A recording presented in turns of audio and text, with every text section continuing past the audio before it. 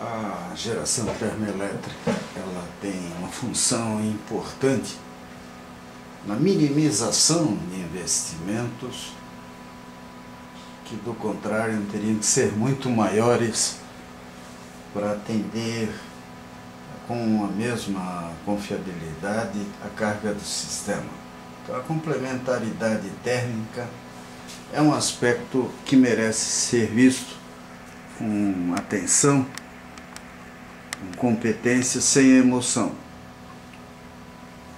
O que é muito difícil é justamente essa, vamos dizer assim, esse desprendimento para a gente poder olhar isso com cuidado.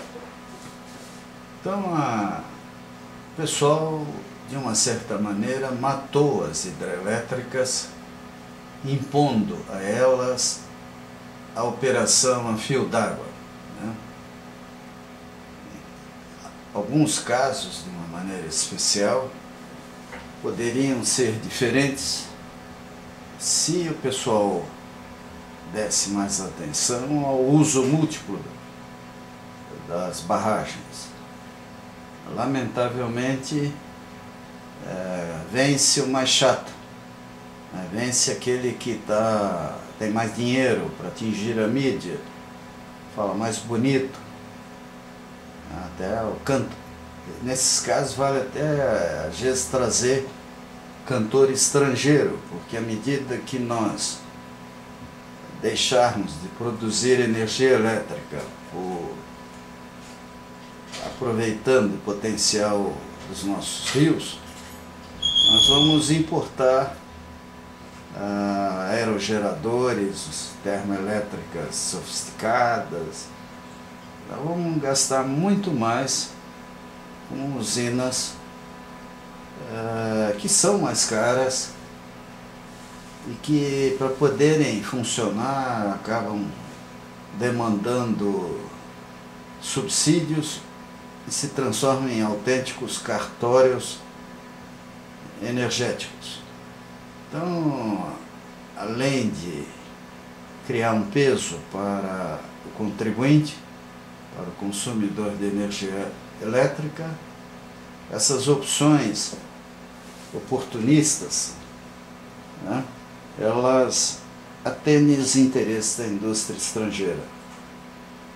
Mas termoelétricas, em tese, de modo geral, né, são importantes, lógico que são, e muito importantes, né, porque pelo custo que tem, pela flexibilidade, pela quantidade imensa de opções entre tipos de máquina, né, e combustível, as termoelétricas elas podem, se bem escolhidas e localizadas, serem uma excelente complementação ao sistema hidrelétrico, com uma ressalva importante, né? Que sejam submetidas a auditorias mensais rigorosas, porque a pior coisa é aquilo, como aconteceu na Flórida há uns anos atrás. De repente, muitas usinas estavam em manutenção na hora errada, ou sucateadas. Então, nós não podemos confiar o setor elétrico a gerentes incompetentes ou desonestos. Bem, o custo da geração hidrelétrica cresce exponencialmente com o nível de confiabilidade exigido.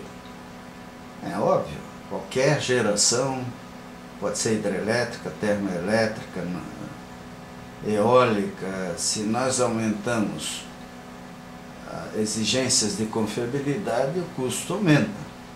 E essa é uma realidade que nós temos que encarar quando nós falamos em energia elétrica. A confiabilidade de suprimento passa a depender cada vez mais de eventos extremos na distribuição, de probabilidades das afluências, da transmissão, e da distribuição.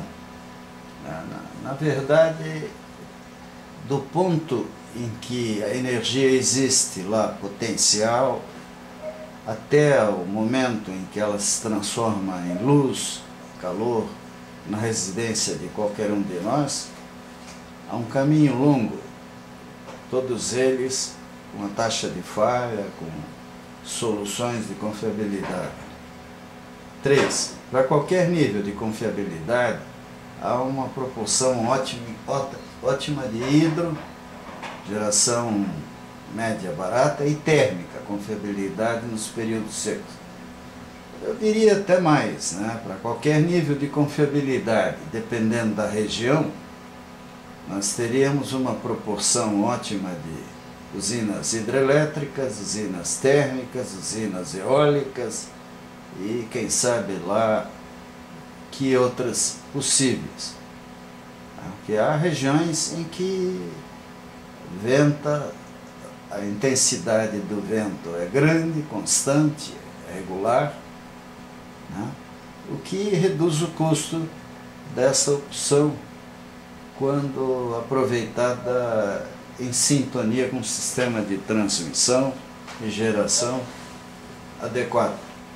Então, esse é o desafio de qualquer planejador, é avaliar a confiabilidade. Aliás, confiabilidade não é ciência para principiantes, tá?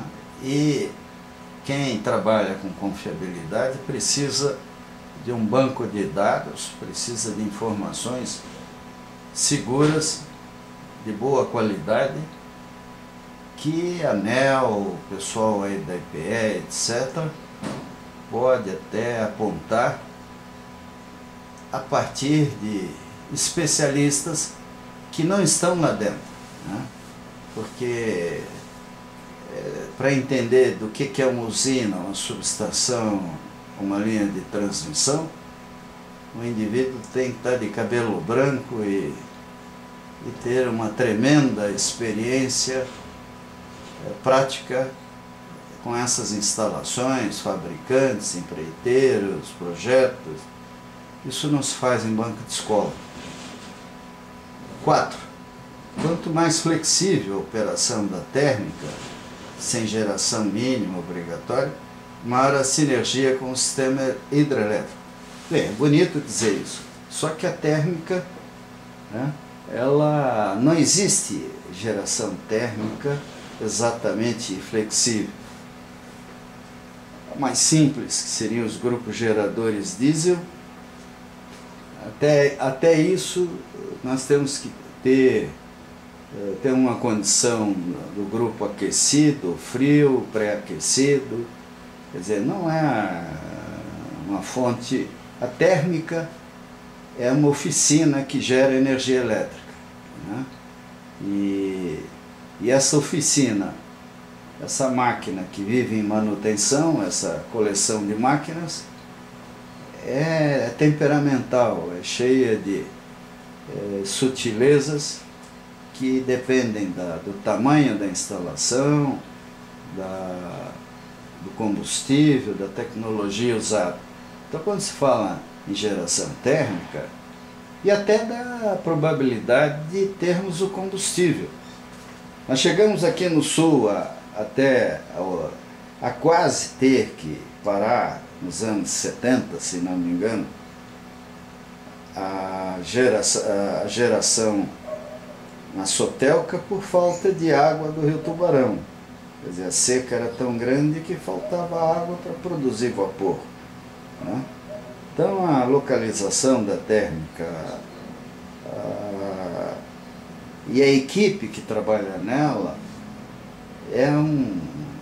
são coisas importantes. Hoje em dia, com uma lógica imbecilóide de administração de empresas de energia, a gente realmente fica extremamente preocupado com a questão de disponibilidade, de existência real, né, da qualidade de tudo que nós temos.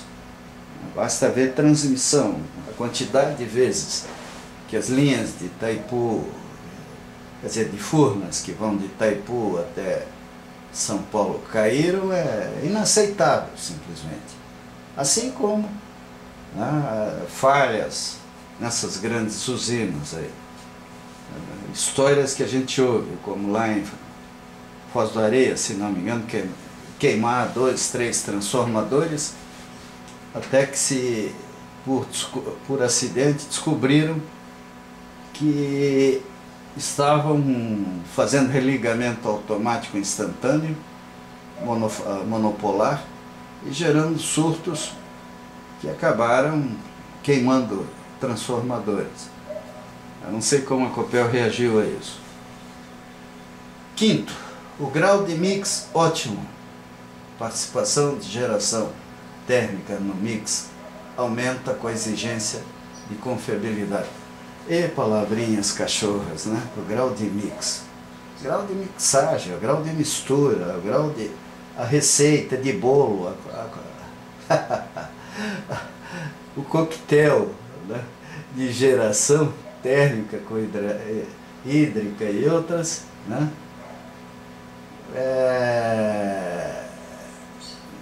Não é simplesmente misturando que nós vamos ter confiabilidade. Nós vamos ter confiabilidade a partir de uma série de competências e de recursos, né, e que não se limitam simplesmente a essa questão.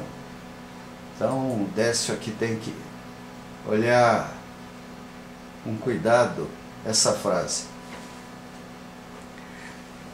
Vantagens comparativas das usinas termoelétricas. Alta flexibilidade operativa. Serem despachadas quando demandadas. Não é verdade, né? Uma termoelétrica, por exemplo, eu vi na França, usina nuclear,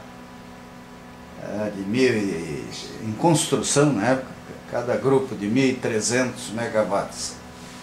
O comprimento do eixo, né, entre os dois extremos dava mais de 100 metros de comprimento, com diversos estágios de pressão, palhetas de todo tipo. Então, uma entrada intempestiva pode simplesmente empenar o eixo, fundir mancal, romper as palhetas. Quer dizer, não é flexível, ao contrário, a usina termoelétrica é ótima para operar na base, né?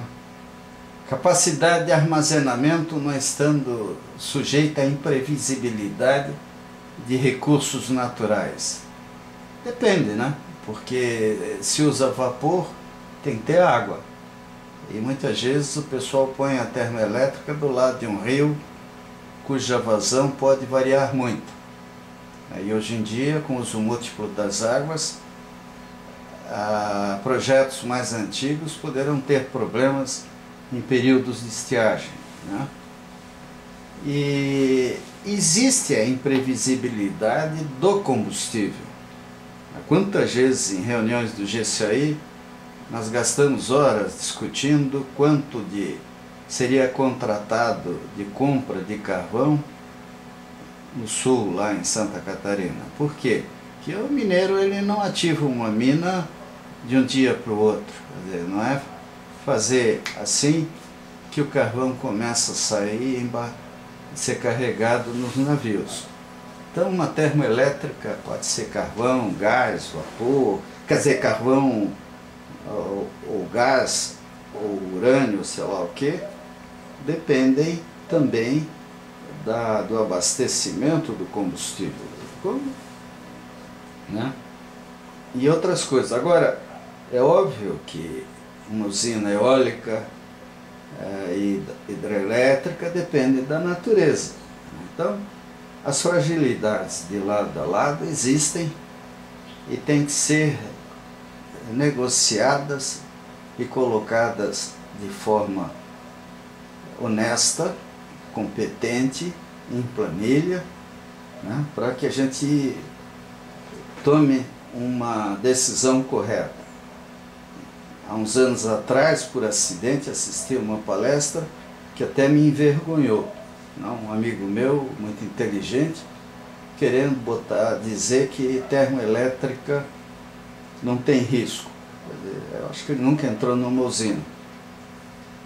Item 2. Podem ser implantadas em pontos com facilidade de recurso e conexão à rede.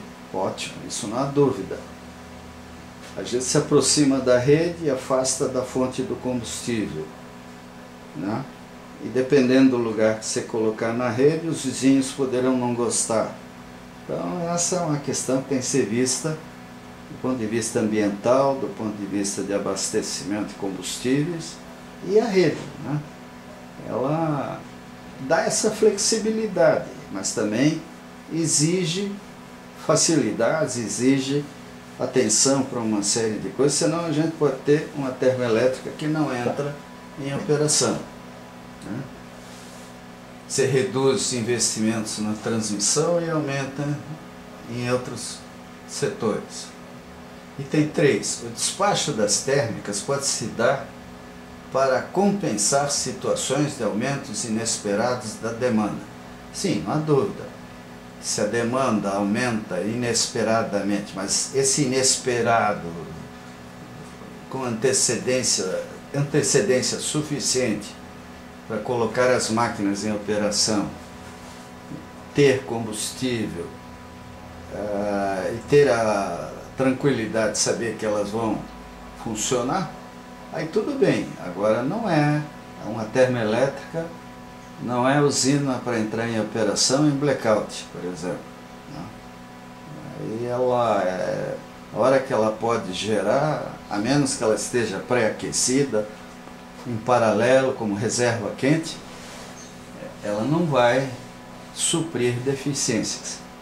E até pelas suas fragilidades, elas muitas vezes exigem ilhamento, porque se acompanha a frequência do sistema, elas vão ter ruptura das palhetas na área de baixa pressão. E as usinas diesel são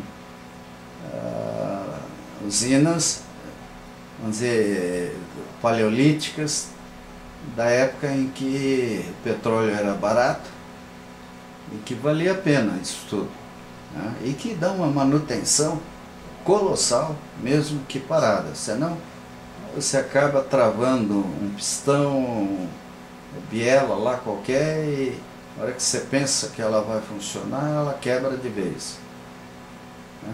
Então, essa análise em relação a fenômenos naturais é diversa, essa complementaridade é correta, mas tem que ser avaliada por pessoas honestas, intelectualmente honestas, descompromissadas com os grandes lobbies industriais, né? Livres para analisar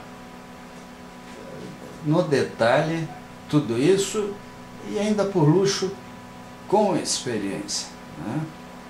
Infelizmente no Brasil o cabelo começa a branquear, o cara é dispensado. Nós aposentamos cedo demais no Brasil. É uma pena. A idade de aposentadoria deveria ser em torno dos 70, 80 anos, não dos 40, 50 anos, como tem acontecido. Então, quando há problemas de falha e manutenção de equipamentos, a expectativa da complementaridade térmica, né, depende muito de como isso tudo foi planejado. 4. Menor probabilidade de risco de déficit. No papel sim, né? Aí é o protoboard. No protoboard qualquer circuito funciona. A hora que você pega os componentes eletrônicos e junta todos eles, chips e tudo, e faz seu medidor, seu aparelho, põe no campo, aí começam a aparecer os defeitos. A mesma coisa aqui. Risco de déficit é algo sério, seríssimo, mas que dá um baile danado no pessoal de planejamento. Porque, infelizmente, o pessoal depende muito de informação. Até é divertido, você chega numa usina de 4, 5 megawatts, você vê um kit de medição de energia com informação online para algum lugar do ONS, caríssimo, né? e complexo. Agora, para medir a vibração da máquina, ver como estão operando de fato, nós não temos praticamente nada, nenhum sistema nacional de monitoramento nesse sentido. E não sei se isso existe em algum lugar do mundo, né? A esperança é que os computadores estão cada vez mais baratos, cada vez mais potentes, sistemas de comunicação também, os transdutores, tudo. Então pode ser que já seja possível planejar um sistema de monitoramento de saúde de máquinas e instalações. Aí sim, aí nós vamos ter, quem sabe, uma possibilidade de previsões mais seguras. Que isso aí é que nem meteorologia, diz que vai chover num lugar e chove no outro. Quinto, menor custo unitário de investimento em geração. De fato, o investimento é bem menor, o custo operacional é bem maior. Então esse é o problema da térmica. O investimento é baixo, em compensação, o custo operacional tende a ser bem mais alto. E menor custo de transmissão, desde que a gente possa colocar a térmica no lugar certo.